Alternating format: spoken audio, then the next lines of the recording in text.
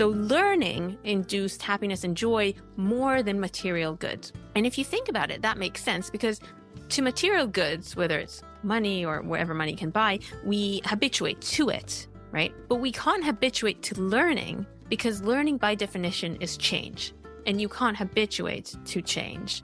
So if you take progression, if you take learning away from people, even if they're at the top of their game, then I think depression is going to kick in, negative mood is going to kick in. And that also relates to this other thing that we talk about, which is there is this well-known happiness curve, which is happiness really dips in your midlife. Hello, everyone. I'm Larry Weeks. Welcome to the Bounce Podcast. You know, these days on social media, at least most of my feeds, I see everybody's optimizing things. And this has been like this for years. Maybe it's more pronounced for me because of the algo and what have you, but people are tracking everything and trying to optimize their steps, their macros, their mood, measuring, tweaking, improving. And I get it. I do the same thing. I've been doing this for years. I've spent, I don't know how many years exploring tools and ideas on how to live better, be better, so on and so forth. That's what this podcast, for the most part, is all about. But here's the thing. Improving in an area, winning in an area alone doesn't guarantee happiness or fulfillment. If we lose awareness of what we're doing, what we've done, what we've built or have, if we lose the ability to appreciate, feel joy, and derive meaning from all of it, it's atrophy of emotional response. We adapt, we normalize, we stop seeing the beauty, the progress, the relationships, the very things that we work so hard to get. And according to my guest on this podcast, that's not a flaw in our character, it's a feature of our brains. We're wired to tune out what doesn't change. It helps us survive, or helped us survive. But it can also rob us of joy, gratitude, and even the drive to change what no longer serves us. My guest today is Tali Sharot. Tali is the director of the Affective Brain Lab. She is professor of cognitive neuroscience in the Department of Experimental Psychology in the Max Planck UCL and the Max Planck UCL Center for Computational Psychiatry at University College London, and on the faculty of the Department of Brain and Cognitive Science at MIT. Tali holds a BA in economics and psychology from Tel Aviv University and a PhD from New York University. Her research integrates neuroscience, behavioral economics, and psychology to study how emotion and motivation influence people's beliefs and decisions. She is also the author of several books, including The Influential Mind, and her latest, Look Again, The Power of Noticing What Was Always There, is the touchstone of our conversation. Tali's work has been featured in the New York Times, the Washington Post, the BBC, and her 2 TED Talks have been viewed more than 15 million times. So in this episode, we discuss her work at the Affective Brain Lab, her neuroscience research following 9/11, exploring how trauma shapes memory, and then we get into the science of habituation, the core focus of our conversation, why we stop noticing even the best parts of our lives, the hidden emotional upside of habituation, the psychological cost of getting everything you want, how to reawaken appreciation for what's already around us, how learning and surprise drive happiness more than rewards. We talk about relationships and how absence and novelty can rekindle connection, why gratitude can feel flat and how to reconnect with it, how to use imagination to dishabituate, some stoic techniques and perspective shifts. Tali brings a lot of scientific insight with wonderfully practical lens, offering ways we can experience more happy moments and joy, not by adding more to our life, but by noticing what's already there. So let's get into it. I have so many questions for you, Tali, that I went down this rabbit hole of your lab and your other books, which they weren't on my radar. So I'm going to ramble to begin and ask you, going to probably move you all around. Before we kind of dive in the book, if you could give my audience a quick overview of what you're working on these days and what your focus has been lately. Yeah, sure. So, my lab has quite a few members, and so they have different interests, but I can just list a few of the things that we're working on. So one thing that we've started working on is, I guess, the joy of thinking. What makes thinking fun? What makes thinking pleasurable or cognition pleasurable? Joy of thinking. The Cool. joy of thinking. Yeah.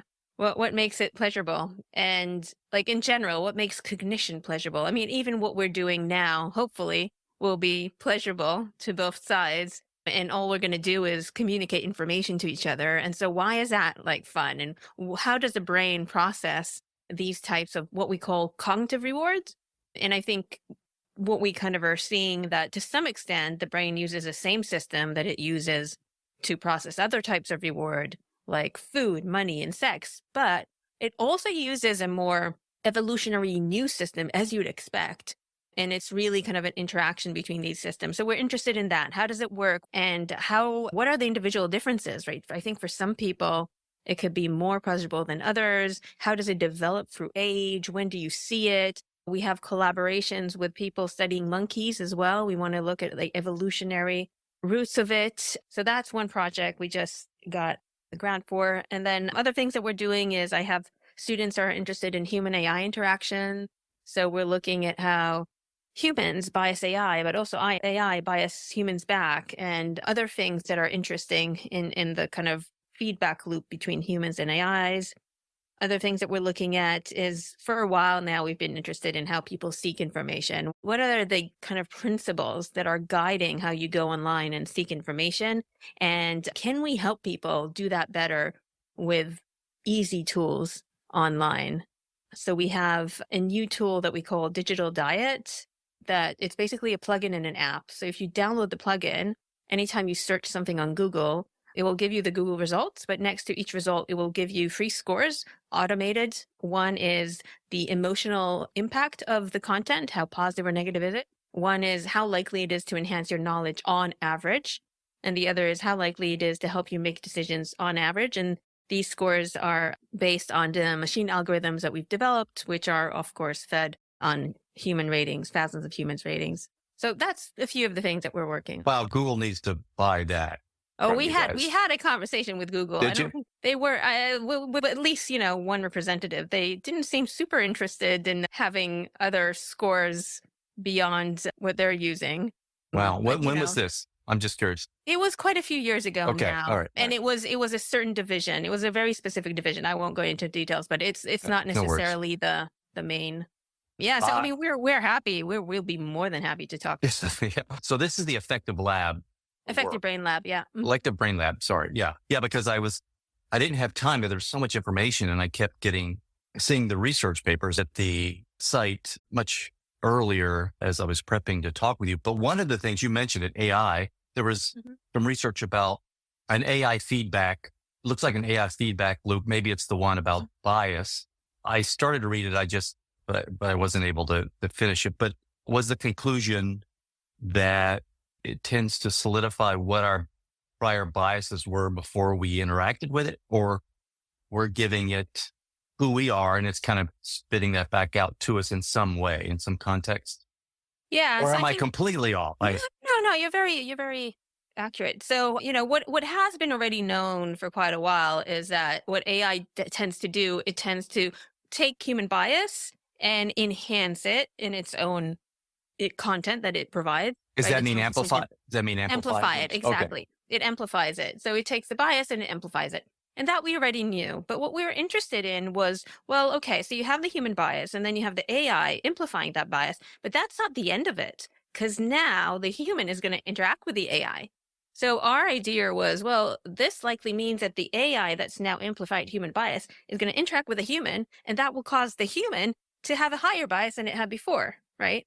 And now, Of the same bias? Some yeah, higher. the same bias, just Okay, but more just of more it. of it. I'm sure, it's possible that there's new biases. I mean, Right. that's an interesting question, and I think that's highly likely. But we just looked at existing biases, very different, not just social biases. For sure, we looked at gender-related and race-related biases, but also just biases in perception, biases in emotional perception, which are known because humans have a whole lot of biases. Not all of them are bad. That's well known. So we started with some biases that we know humans have. We then fed the human data into the AI as expected. The AI amplified this bias, right? Because it uses it as a signal that it could and then we had the humans interact with the AI. And what we found that then when the humans went and made decisions on their own independently from the AI, their bias was now greater. And so you'd imagine what happens in the real world, that now these humans with even greater bias than they had before are now going to feed the data back into the AI, which would make that bias Yeah. even larger, and Yeah. so on and so forth. So Well, that's what yeah. that paper is about. That's interesting. Just real quick, and thank you for indulging me here. But from a standpoint of objectivity, so one of my hopes was, by the way, I've got stuff I've built. I use AI. I love AI actually. Yeah, I'm not I love being it. But anti-AI, I am getting some. In fact, I'm noticing it more and more here of late. But some responses back that seem to be trying to please me in a way where, Mhm. oh yeah, Larry, you're onto something. And now I'm trusting that less because of the predictive language it's using. But I'm wondering now, because it does know me, I've given a lot of information. Is it just kind of reinforcing what I want? Is the Star Trek Spock version where he's emotionless, objective, anything surface from that, Mhm. or is it dependent on how the user is interacting with it? That's So, my so question. yeah, so we've noticed the same thing, and actually, we started a study on this. So I have a PhD student, Amber Dutterman, and she's looking at exactly at this.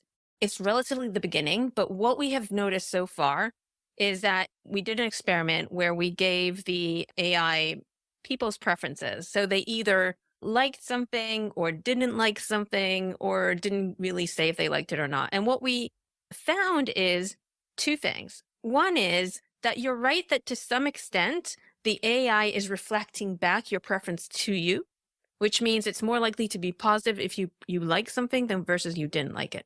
However, we do see a huge what we call positivity bias, where regardless of whether someone says I like it or I don't like it, the AI responds with a lot of positive words, and it tends to say, well, these are all the positive aspects of this thing that we're talking about.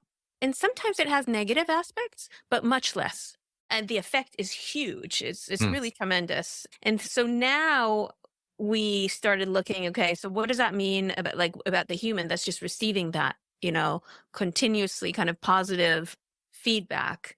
And I don't have anything great to tell you so far. So it's No, not. no, that's just We just interesting. showed so far that an AI does that more than other humans. Turns out humans also tend to do this. Not surprising, because AI is supposed to reflect, but the AI is doing it more. So significantly, statistically, we could show that it's more likely to give a positive response with more positive words than a human does. And And so then that started causing us to think all other things, which we haven't tested yet, which is, well, so far we've only tested it on preferences. So, nothing fundamental, but we have started thinking about, would the AI be more likely to give you positive feedback even if you make a mistake, an error, or at least say it in a way that sounds too positive? And if that is true, would that make it more difficult for humans to correct their own yeah, mistakes and errors? right. So Yeah. that is like the next step. Look, I want AI or even humans to give me bad news Mhm.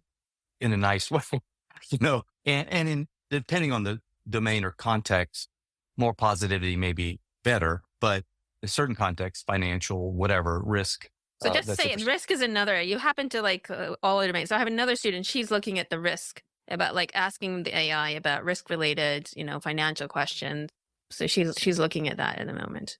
Fascinating. I want to go back to your how you got into the field here. You were in New York City during 9/11, right?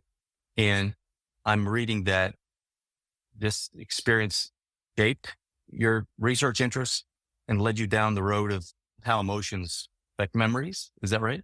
So I was already doing my PhD before 9/11 at NYU, so downtown New York. And I was already doing my studies on how emotion shapes memories, and specifically traumatic negative experiences. And that's when, 9/11 happened. And that was, a case study, I would guess, an obvious one of how negative emotions and negative experience will alter memory. So that so then we did the study in which we asked people to recollect memories from 9/11. So we did that a little bit after, perhaps less than a year, a few months, I don't remember exactly when, after we had people recollect events based on specific cues that we gave them. And also for comparison, we asked them to recollect events from a few months before that. So I think it was the summer before, so August versus September. And we also recorded their brain activity while they did that. And what we found was that the memories from 9/11 were more vivid and more detailed. So people would use more words and to describe them. And that is more the case as people were closer to the towers. So literally by miles. If you were there versus where you were in Midtown versus you were uptown, that made a difference. So the closer you were to the events, the more vivid, the more detailed, the more likely it was to elicit emotion.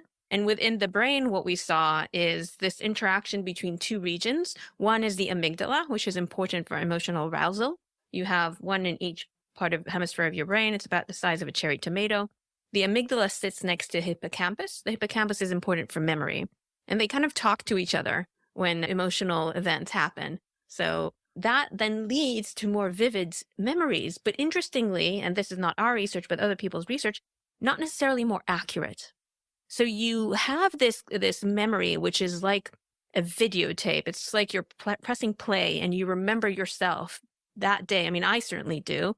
I remember where I was, who I was talking to. I can remember it, minute by minute or hour by hour, and I can see the images and the smells and so on. But the studies show that it's not necessarily an accurate representation of what happened. So you believe it's accurate because the emotion comes in and that kind of creates a vivid memory. But turns out it's not necessarily more accurate than more mundane events, or at least not as accurate as we believe it is. I think and there's different kind of ideas about why that is, but one idea is that we kind of recall these events quite often. And every time we recall them, we change them. So every time you kind of recollect yourself on 9/11, for example, you're really changing the memory in some way. You're changing it in relation to who you are today and what you're experiencing today. And then Each time you recall it. yeah, and then it's kind of what we call consolidate. It reconsolidates. And then when you retrieve it again, you're retrieving the new memory and so forth. That was what we were looking at the time. And the reason that then led to things that I did later was that when I then finished my PhD and I went to do a short postdoc at Harvard, there people were thinking about how you imagine future events. And one of the reasons that your memories are not super accurate is because the memory system is not there to recollect. The memory system is there to help guide your actions, to help you plan for the future. That's why the memory system is there. And to some extent, in order to recall, to imagine future events, what you need to do is you need to take pieces of memories from the past and put them together to create something new. And you use the same system for memory to do that.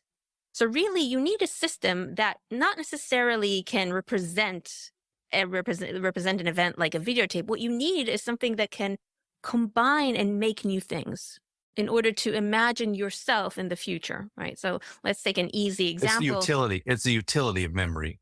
Well, for example, like if I imagine, my next summer vacation, what I'm doing is I'm recalling past summer vacations. Right. And I'm like what people told me and things like that. And I'm building a new image in my mind, which is my next summer vacation. So you need a system that can do that can take pieces and bits of information, put them together nicely, and create this kind of image.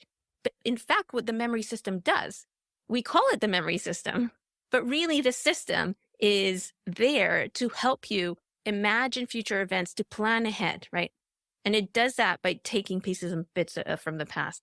And that's one of the reasons where the memories are not actually super accurate, because they're not supposed to be. That's not really. Would they become less accurate the higher the emotional valence around Not it? necessarily. No. Okay. So it's not that they're less accurate. They just seem more accurate. I think what's the difference Oh, is. it seemed you have more conviction in it. Yeah, the difference is this gap between how I believe things are accurate versus how the accuracy to the level that they actually, that's what enhances. Because when things are mundane, you don't really think, oh, my memories are very I have no accurate. conviction. Right. Right. But when they're emotional, so it's more the gap that is different. But anyway, so I was then interested, okay, I've done my studies about how you recall these negative traumatic events. I was interested, how do you imagine traumatic emotional events? Does that also involve this interaction between the amygdala and hippocampus?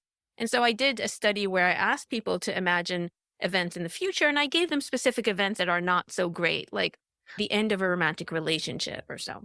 But what I found was that people actually, when they imagined these things, which I was supposed to be negative, they actually turned them around and made them quite positive. So they said, if I said, imagine the end of the relationship, someone would say, I imagine breaking up with my girlfriend and finding someone better.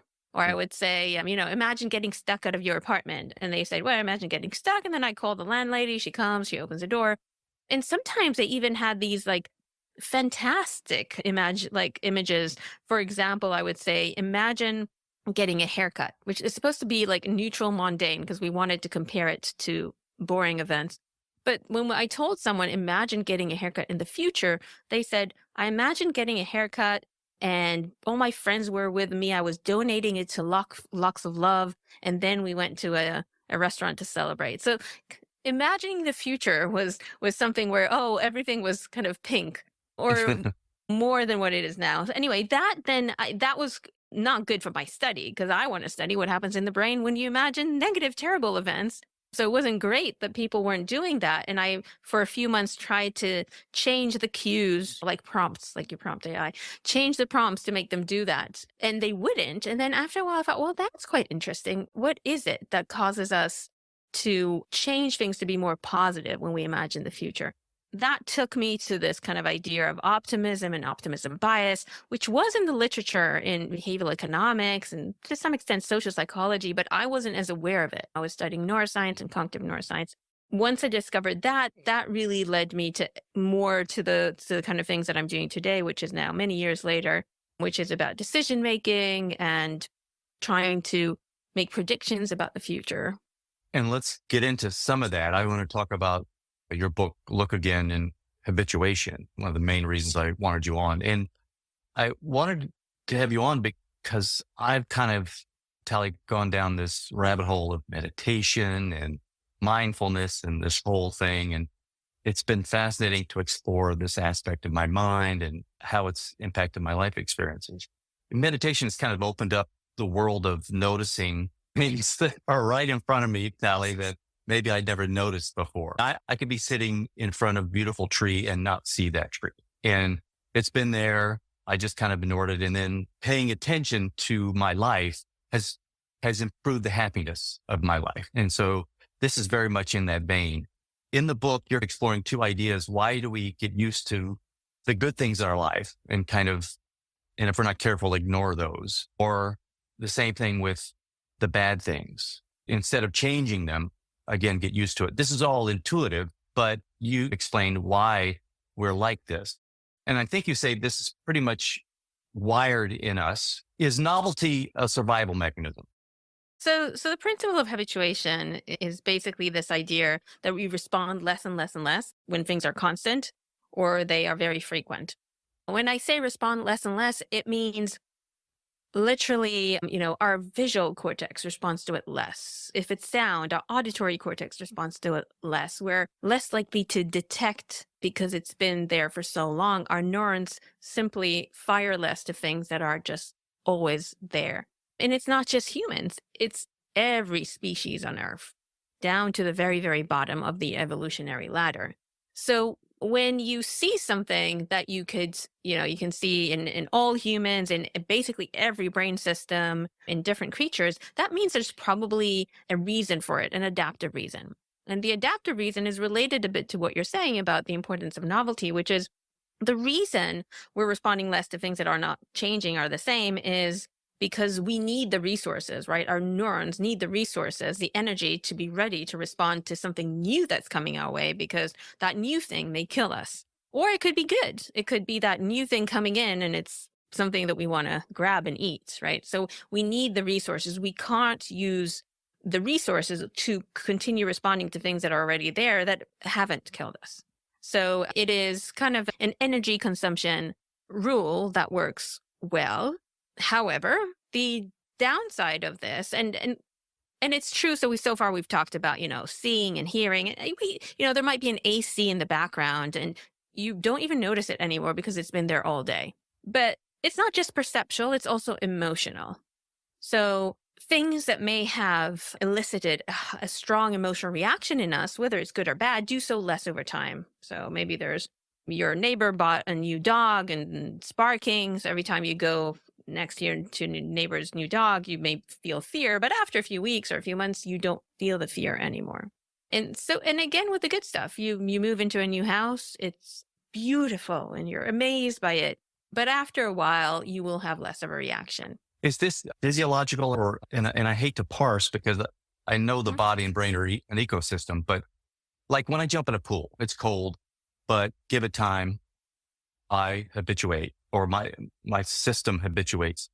Is it a system-wide phenomena? Yeah. So it's everything, right? Okay. Okay. It's everything. So it would be literally your neurons responding less, just firing less in response to whatever stimuli is there if it happened Doesn't again and matter. again and Okay. again. Got it. And then, that means that you're less likely to see it, that you're likely to feel it. So you call that more psychological. The specific biological mechanism which leads to habituation, which is visual, auditory, or emotional, are different. So you might have a little bit of a different, it's not exactly the same mechanism for all these different examples that we're giving, but the underlying rule is the same, which is our brain and our body responds less to things that are repeated. So something, Um, if I do a cold plunge, something biologically may change. I'm getting used to it for multiple reasons.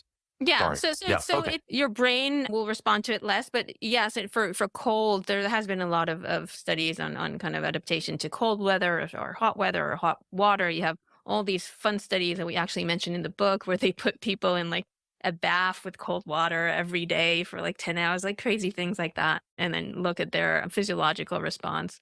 So it is physiological. You mentioned, or you were about to touch on, and I think I interrupted you about, I think you were headed in this direction. Is this partly about modeling or predictive matching?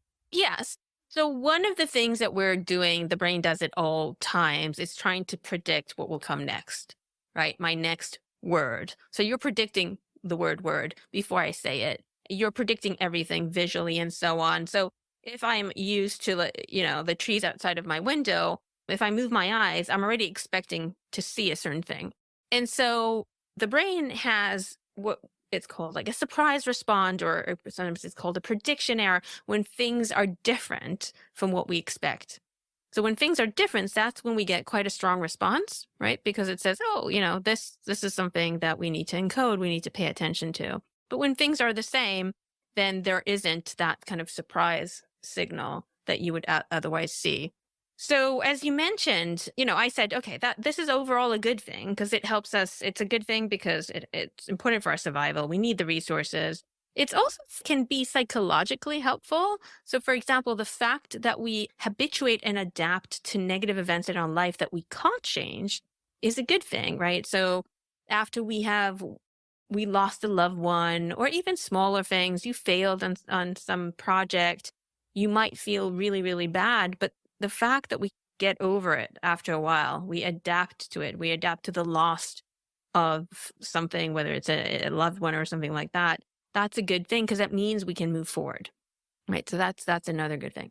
However, there's also the negative aspects to it, which is, and it's how you introduced this in the beginning, which is we might not feel as much joy from the good things in our life. And we all have some good things. Most of us have some good things in our life, whether it's a loving relationship or a comfortable home, interesting job.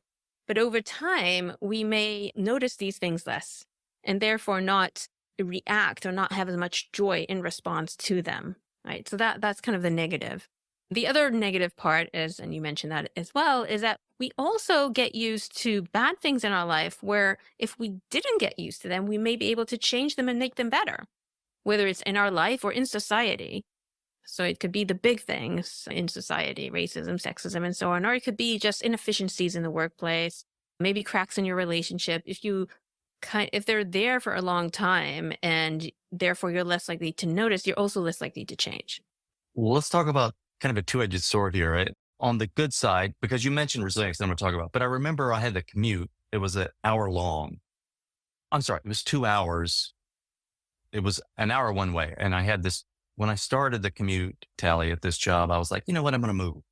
I'm going to do this temporarily. Let's see how the job works out. I habituated, somehow I don't know how I did because it was terrible, but I did for like 6 years, right? and I never wound up moving. But so the good is that I guess that I wasn't miserable. At some point, I hit that habituation. I was habituated, and I didn't have the cost of moving. Now, I'm not saying it's a net good. I'm just saying I could see how I get used to it. The bad is obviously we're gonna gloss over what's good in our lives or beautiful or what have you. So I could kind of see.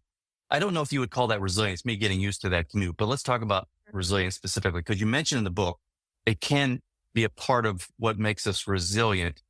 And I didn't understand that outside of given enough time, you get over something, you adapt. Is that the emotional amplification, let's say sadness or depression or anger, whatever it is, that will just dissipate over time? Is that how we're talking about resilience here? Because Tali, I was trying to figure out how to use it in a sense, because on the face of it, it seems palliative, not supportive, right? What do I do with that? I mean, okay, does it just mean I need to realize I'm going to at some point get over it? You know what I mean? Hope Yeah. I'm So making in terms sense. of that resilience, yes, it does mean you bounce back relatively fast. So, people, Faster because than you think you would? Or, yes, yes, okay. absolutely. There's a lot of research showing what's known as an impact bias, which is you believe things are going to impact you more than they end up impacting you. That's true for both negative and positive. But let's say about the negative, like for example, there's been studies. This is by Daniel Gilbert. So, for example, he would ask people how they would feel if they get divorced, how would they feel if they don't get tenure for academics, and they think it's going to be, the end of the world and so on. But then when these things happen, actually they get over them much faster than they anticipated. So they don't have as much negative impact as you imagine they would. So this kind of bouncing back, I mean, that is resilience, right? Bouncing back. That means we can move forward. Okay. So I failed in this exam and now I'm bouncing back and I'm gonna continue. But I think that the major point of our book in terms of what you can do to change your life, perhaps, or to, little tweaks, is not so much about taking in the habituation to become more resilient. It's actually the idea of being able to see things again. So the opposite of kind of what you're saying, because we're already adapting and habituating. So most of us, right? People do have a good habituation adaptation. So resilience, actually, humans are hugely resilient, much more than you think. What we are saying is, well, but then the negative parts of it, of not seeing the things that we can change, of not feeling the joy, that's where we want to help people make changes. And so few of the things that we talk about is how just making small changes to your routine can actually cause you to be able to see and feel things again that you didn't because you just habituated. So introducing diversity into your life, variety, trying new things, and so on, how that can then trigger things like well-being and creativity. So you're saying, correct me if I'm wrong. So I just want to make sure for our audience. So there's this good news. We are naturally resilient because of this feature where we habituate. And I'm going to use the term adapt here when it comes to resilience, right?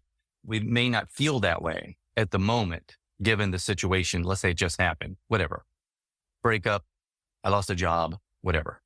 But I was thinking this way. Tell me if this is self-help trash or something, but this too shall pass. Everybody's heard that, right? And I was wondering if there's some kind of helpful mantra like that, like I too shall recover. I may not know it, but I could look at my history and see that I recover. I just, life pushes me forward, right? So that's the first thing. The second thing is you're saying, but there's these, and I want to get to them, like dis-habituation. There are other things we could do to lighten up what's good in our life that will counter this bad mood that the setback. Boy, I just threw a lot at you. Yeah.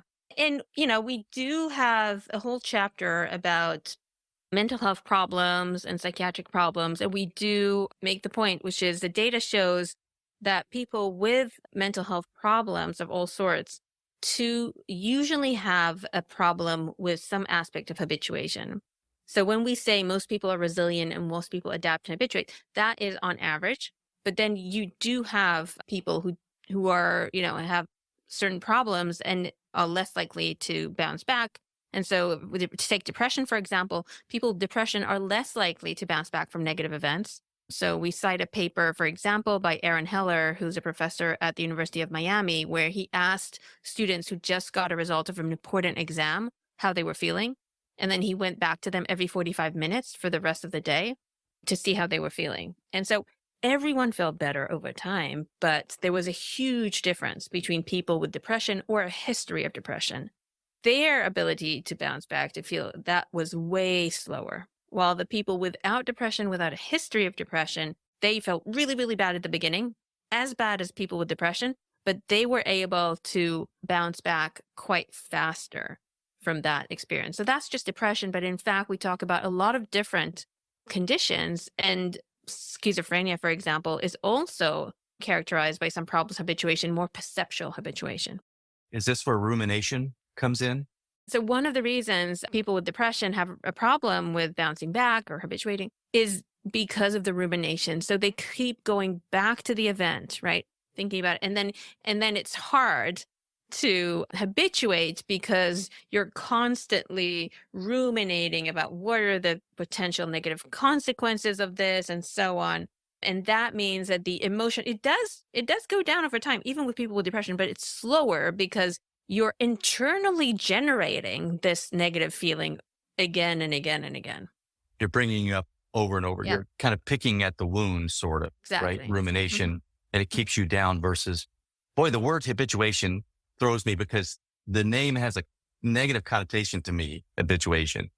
But it all depends on the context is when it's Absolutely. negative, right? So you don't adapt. So I'm just for my staying on track here with you, forgive me.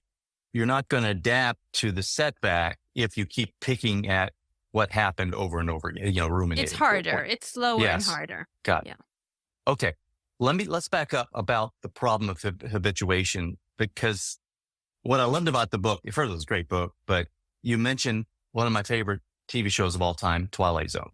And specifically. And that's, by the way, that's so the book is co-authored with Cass Sunstein, and he's a Twilight Zone fan.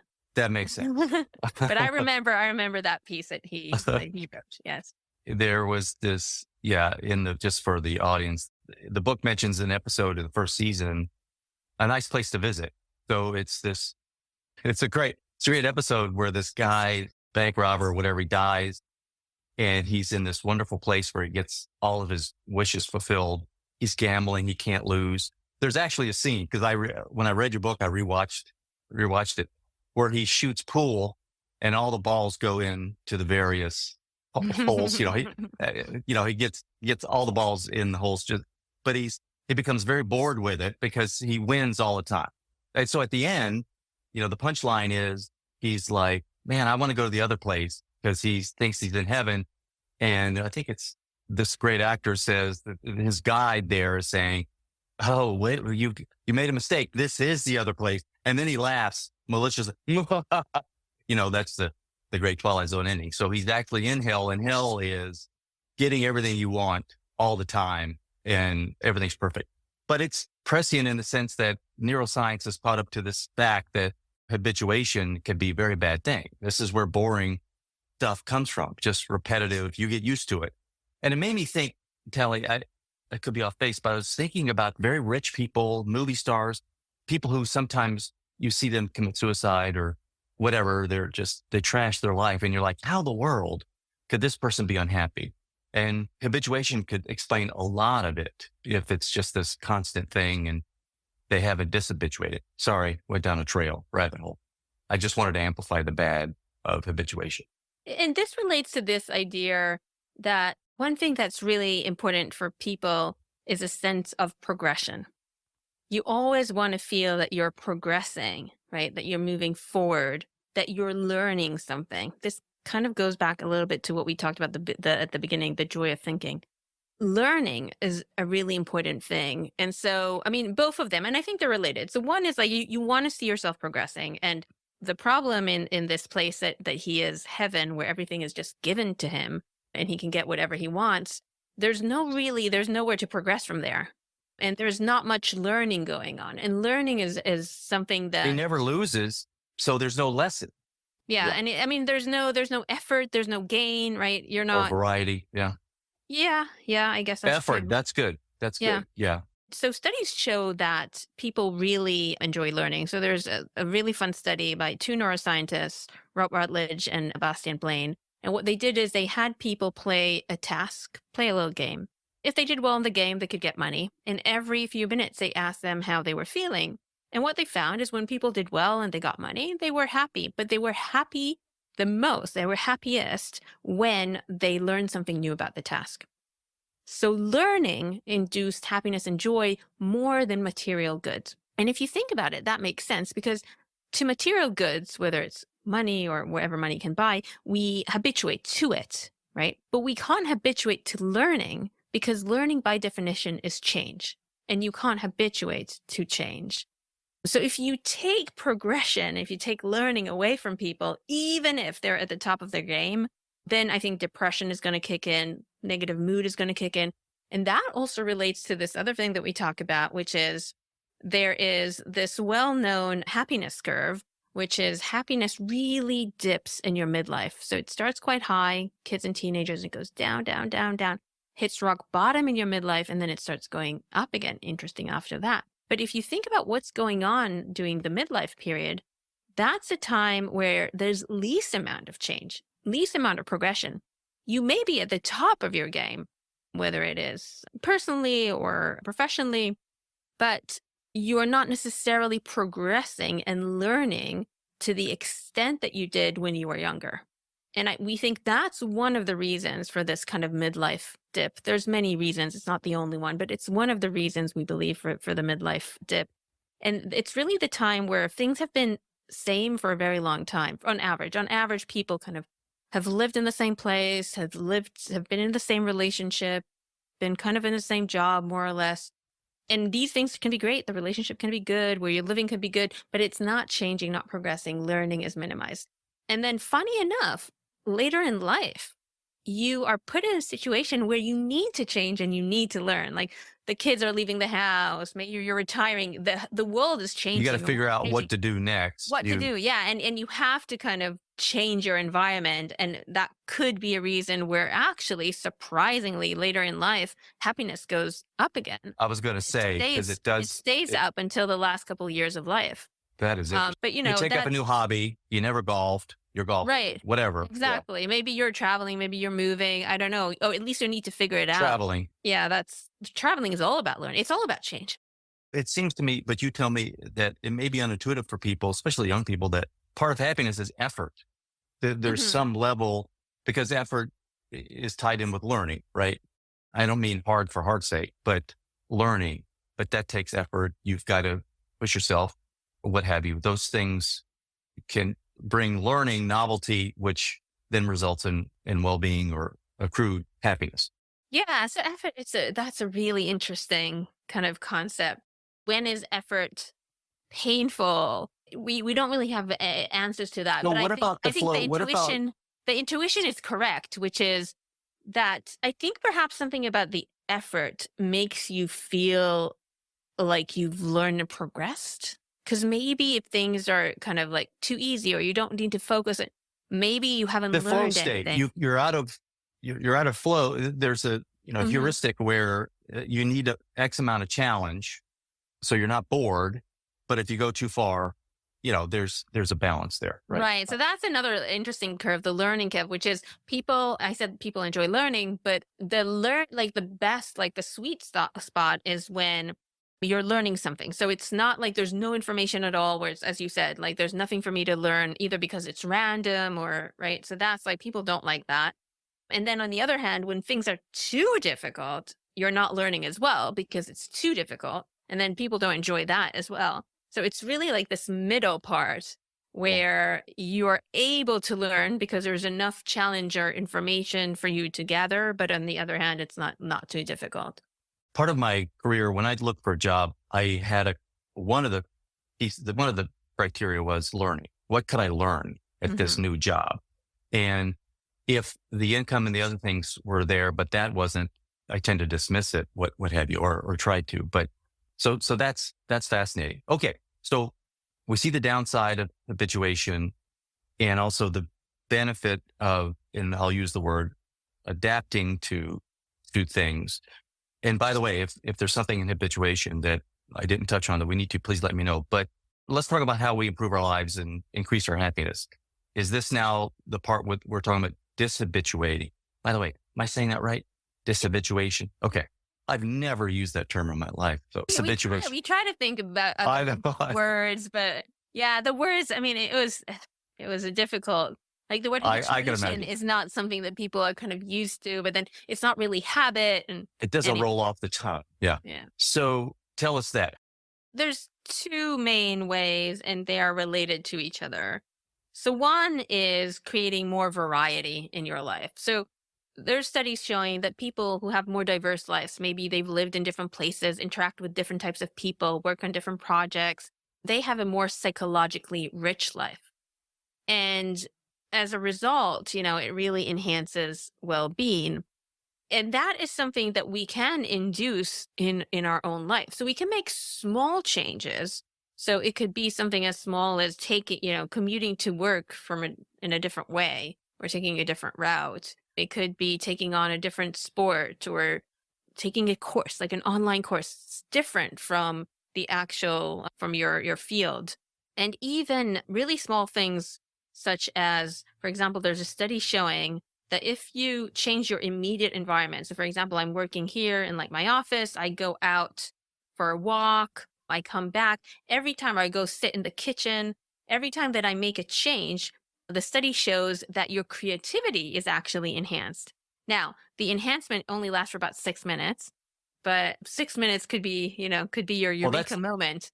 Yeah, that's great, because I work for myself. I'm always trying to find a place to work from, Mhm. be more creative, and I'll pick places outdoors if it's nice out, and I'll purposely plan a walk to it. Because your brain is then kind of open, because it's suddenly getting new information. You're getting new visual information, auditory information, and so on. And it could be a little bit distracting in some ways, but also it means that these different pieces of information that may be unrelated to each other are more likely to collide and create a new idea. As I was reading a book, the 19th century poem about absence makes the heart grow fonder has been proven true. Oh, yes, within relationships, right? So Yes, then, okay, so we yes. talked about creativity. And just to quickly just say one more thing, that we talked Yeah, because I interrupted you. I'm sorry. Yeah, I just wanted to say, because we talked a little bit before about that some conditions, mental health conditions, are related to slow habituation, right? However, it's also been shown that people who are slow to habituate are actually tend to be more creative. So Say that again. People who are people who are slow. slow to habituate, they don't habituate that fast, right? So, the normal person is like, there's a noise, and after a while I can't hear it, or like, I don't notice my background because it's been there for so long, or whatever, smells and so on. So people who are slower to habituate, meaning they are more likely to continue to encode the information, turns out that they're more creative. So you could measure, there's many ways to measure habituation. And that specific study by a professor at Harvard, she looked at how fast people habituate to a sound. So if you hear a sound, there's usually a response, like a skin conductance response, for example. So she had the same sound again and again and again, and she just measured their response from their skin.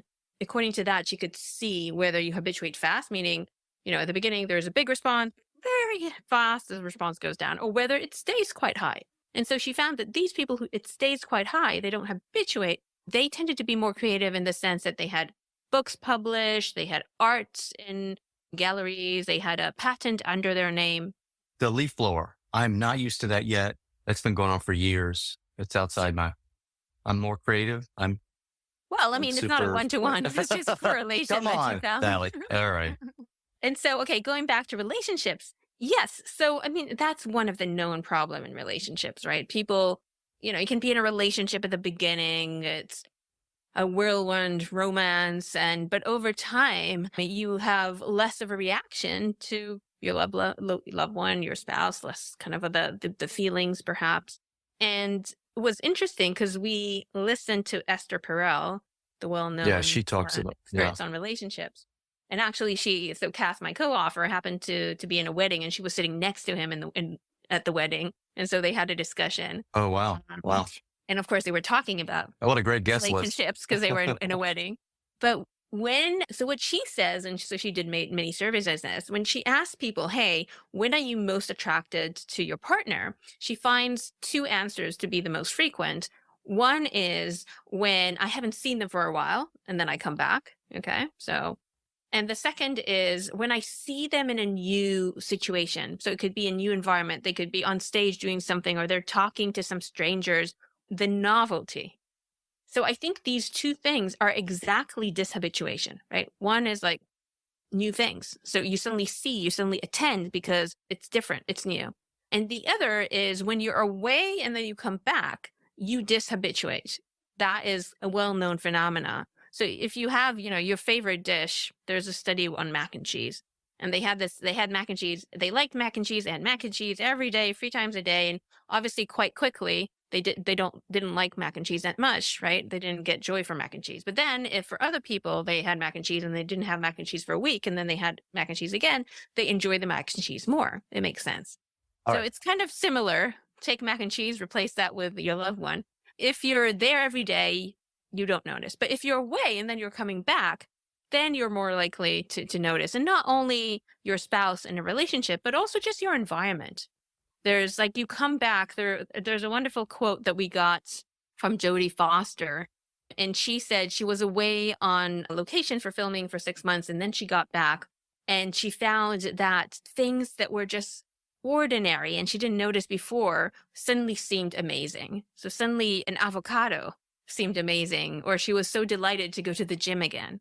Right? Things that 6 months ago didn't really have much of a reaction. Suddenly they felt really kind of important and joyful. And so I think we if people go on a business trip, maybe just for a weekend or maybe more, you often have this experience, and I feel it as well, that when you come back, suddenly things feel a little bit new again. Yeah. Right? You're suddenly able to see and appreciate. I want to ask you about back up with the relationship. What about role playing or dress up, two lovers? I'm asking for a friend. I'm being a little facetious, but That sounds to me. Okay. I mean, I've never thought about this specific example, but I think you're right. All right. It goes I'll into tell like them. the novel situation that she was talking about, right? Okay. Unless you're doing the same role playing again and again and again, then you habituate to it. But yes, I think you're right. So I've told this story multiple times to various friends, what have you, but I just never forgotten this. I was on a plane a long time ago with a famous minister, author. We were sitting next to each other and we just struck up a conversation. I don't know how we got here, but he said that his son had an office in the background. It was in these beautiful mountains, wherever he was located, Denver or I don't remember, but he said the window behind him, his son's office, you could see this beautiful mountain range. And he was struck, the father was struck by it. And he said to his son, do you know how you could not get used to that? Because that is beautiful. Do you know how you do it? And the son said, how? And he said, you need to turn around when you see it, say, that is beautiful. Out loud, you need to say, that is beautiful. And I never forgot that. So now I try when I see a beautiful sunset, whatever, I try to verbally say it. That's interesting. He's using habit to dishabituate. So he's using habit. The habit is every time I see this, A, I should do B, which is say, this is beautiful, right? So he's creating a habit. But the habit is designed to make you notice things. Okay. All right. Is there anything like that we haven't broached or mentioned that can help us not habituate to the beautiful things, the wonderful things we have? You mentioned, time away from it. Maybe when we return, we look at things differently. You mentioned, I thought it was interesting because you talked about COVID. When COVID hit and we were locked into our house, my wife and I, we started living in areas of the home and the property the pool's kind of like a statue. We just look at the pool. We never win it. But we've got these wonderful floaties and we lived in the pool for a while, right? And it was nice. It was like, oh, wow. And then we redesigned the whole backyard. That became an area. So there was I noticed, our happiness level went up when we dishabituated by changing or going to different areas of the same place. Anything else like that? Yeah. So I describe in the book something a little bit similar, which is when I got COVID and the rest of the family didn't, when COVID was back in the day, Bastards. I went and I lived downstairs in the basement. First of all, Did they banish you? I'm just curious. Did they banish you or did you self? well, I thought it was the right thing to do. It makes All right. sense. One They of did me, three of banish you. them. All right. But first of all, it was kind of fun living in the basement for a couple of days or how long I was there, at least in the beginning. You smoked. And You can film me. no, This is all right. I could do whatever. But then also, because that's kind of unusual. I don't spend time in the basement. But then when I came back to life, then I had that same reaction. I was like, oh, what a wonderful view, that kind of thing. But one other thing that we mentioned is something that we got from Laurie Santos. And she talks about how she doesn't use the word dis-habituation, but I think it's a similar idea where she says, well, close your eyes and imagine not having everything that you have, like not having your spouse, not having your home, right? Like really try to imagine that with vividness and detail. And then, you open your eyes and you're able kind of to see and feel again. That's a Stoic visualization called negative visualization. So that's, Yeah. Yeah. So that's like an extreme example of maybe going away for a while. It's kind of the idea of like, well, I really don't have it. Or perhaps the opposite of what you were suggesting, where you see the view and you say, oh, that's beautiful. Mhm. Kind of to say, well, I don't have it. And now you open your eyes and now you have it again. Yeah, So that's using imagination to dishabituate.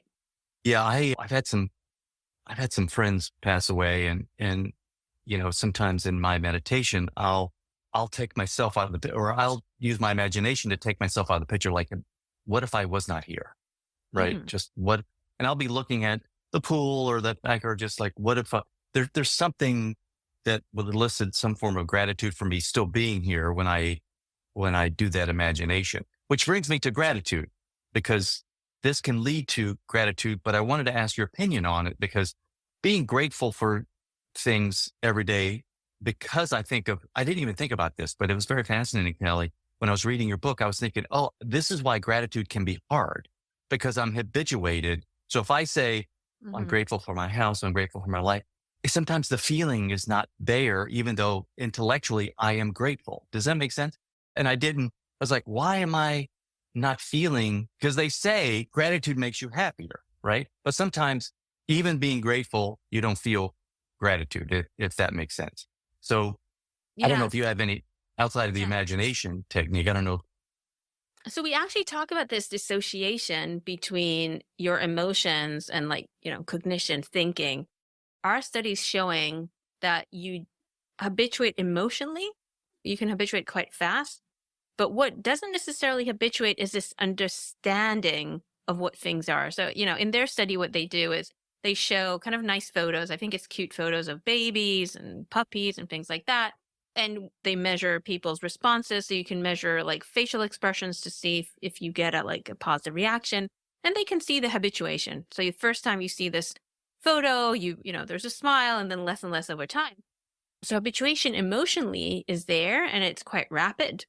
But what doesn't change is the evaluation. People would still say, oh, this is a wonderful photo. This is a nice photo, right?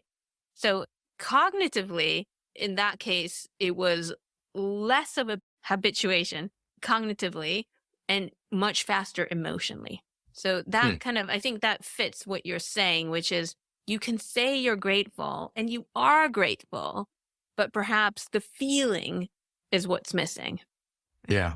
What is that saying then? That am I grateful even if I don't feel it, or am I not grateful until I feel it? Yeah, I don't know. It's a good question. Okay. All right. Okay. I think my intuition tells me I'm not really unless I feel it. But boy, that's a great question, right? Certainly if it's in my head. Yeah. And it's interesting when things are dissociated. Like, you have Yeah. to and there's a lot, this dissociation, you see it in a lot of, so when we want to measure people's, and then the word matters here, whether I say happiness or satisfaction and so on. So there's different ways to measure people's well-being or how much they enjoy their life. So one is to actually ask about how they're feeling on a momentary basis, right? How are you feeling now? How are you feeling now? Another is just an evaluation of your life. Are you satisfied with your life? What do you think, about? And so there's often this dissociation where people can say, I have a good life. I'm satisfied with my life because I have this and this and this or whatever. But then the feelings may not be there. The daily feeling of joy and happiness may not necessarily be there. So that's also a well-known phenomena. And I think the habituation is more for the experience, the experiential feelings. What is a dis-habituation entrepreneur? Yes. So this goes back to being able to see how things can be better. That there's some things around us that may not be optimal, but because of habituation, we just got used to them. And the dis-habituation entrepreneur is the name that we gave to these people who, for some reason, and we kind of speculate what the reason may be, but for some reason, they are able to see these things. The things that everyone around them just are not seeing anymore because they habituate. They're able to see it and then to make other people see it as well, and perhaps eventually to change. So we have kind of a few examples. We also have, one example is a professor at Princeton. The way she caused other people, she was concerned about the ratio of females to males speakers in conferences. And the way she made other people dishabituate, because the problem was that people are kind of used to having more males and females when they go to a conference and they're speakers. So they kind of don't notice that anymore. But she wanted to make it salient. So she put together this website where there's a list of conferences in her field, which is neuroscience. And next to each conference, she has the names of the organizers. And then she has the ratio of female to male in the field as a whole. And then she has the ratio of speakers in that field. And so now you can see it clearly in front of you. You can see, the ratio as a whole is 4 to 6, but the speakers ratio is only like 1 to 6, for example. Right. So it's clear and it's salient. And so we're more likely to notice it. I think you also mentioned that somebody from one department can temporarily work in a different department and with fresh eyes see the same things that maybe other people have glossed over because they're new. They're coming in new. So I thought that was very interesting. Is there a certain number of repeated? So I'm thinking about food, meals, and habituating to a great meal. I don't want to, right? Because this maybe ties into, I'd like your opinion on what savoring means to you and how that can lead, or does that lead to dishabituation, savoring? But I'm also wondering, is there a certain amount of time something is repeated that it becomes habituated, that you become habituated to? Has that been quantified at all? Or is that because we're all different, it's different for everybody? So there would be a lot of variability, I would say, according to individual differences and what is the exact stimulus that we're talking about. Okay. So there's most of the studies are something specific, so they specifically look at habituation to like a cold bath. And then, so if there are studies that looking at specific things, and then you can see on average, you can see the Like meals. graph. I have a favorite meal. Yeah. I have it. So there, two times. yeah. And then what does habituation actually mean? Does it mean because it does go down all the time, right? I mean, it goes down, I would say from this very early on. So Immediately, you mean the enjoyment of the enjoyment goes down drops. Okay. Very early on. Okay. Well, that's interesting. All right. But I mean, we have this fun study at the beginning of the book. I think we mentioned this about habituation to like vacations, holidays, where I worked with a tourism company, and we went on location, like in resorts, to ask people how they were feeling, and we did that every day, and they had surveys to do that. And what we found is that people were happiest 43 hours into a vacation.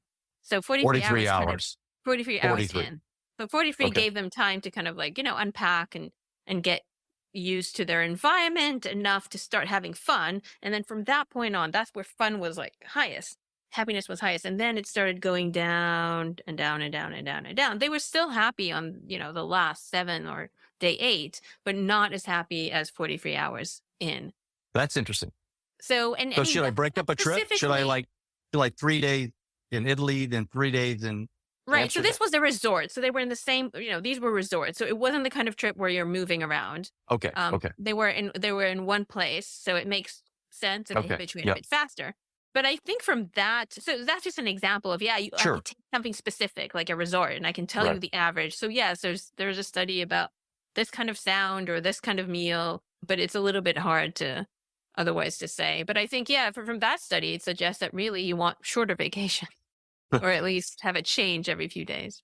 So, and just to put a kind of pin in it, you do validate the whole idea of you should spend your money on experiences rather than possessions, Mm. because the experiences are by nature active and novel and what have you. But you also have this interesting point where an experience, the happiness increases over time due to memory of that experience.